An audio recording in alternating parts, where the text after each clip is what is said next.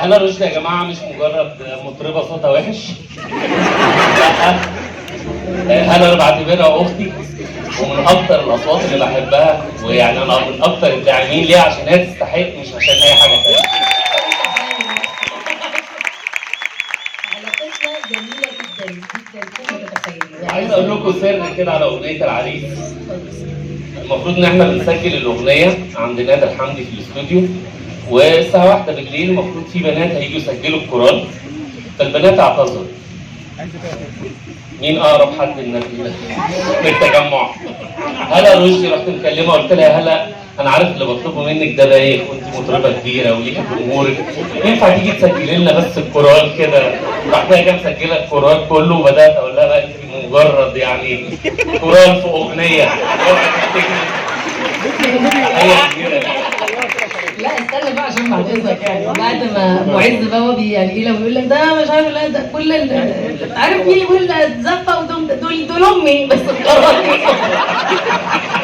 انا برحب بالفرقه الموسيقيه كلها. بالراحه. احنا الحقيقه واحنا زي ما قلت لكم احنا علاقتنا يعني حقيقي يعني كلها حب وفظيعه جدا. فاحنا ساعه الفرح بتاعه مكتوب عليا، احنا كنا داخلين فالناس بتسلم عليه بقى يا استاذ اكرم ومش بيتصوروا معاه وبتاع، وانا بيتصوروا معاه الحمد لله على السلامه، انت كنت وحشانه جدا والله. الشاشه كانت مفتقداكي والله يا مدام حنان حاجه بسيطه.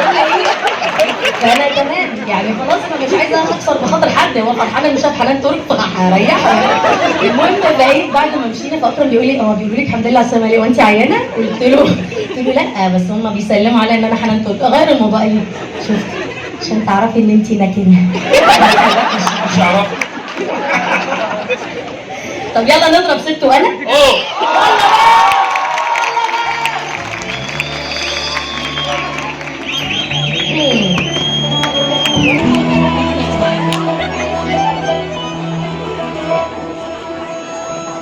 مع بعض بقى. هي الست وانا.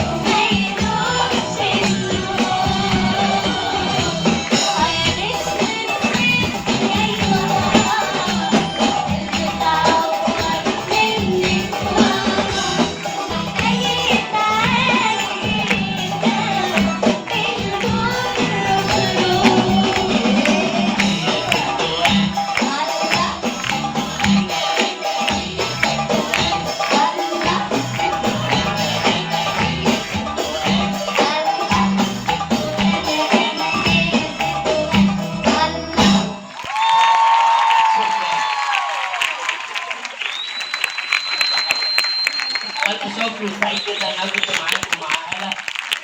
اهلا وسهلا سعيد.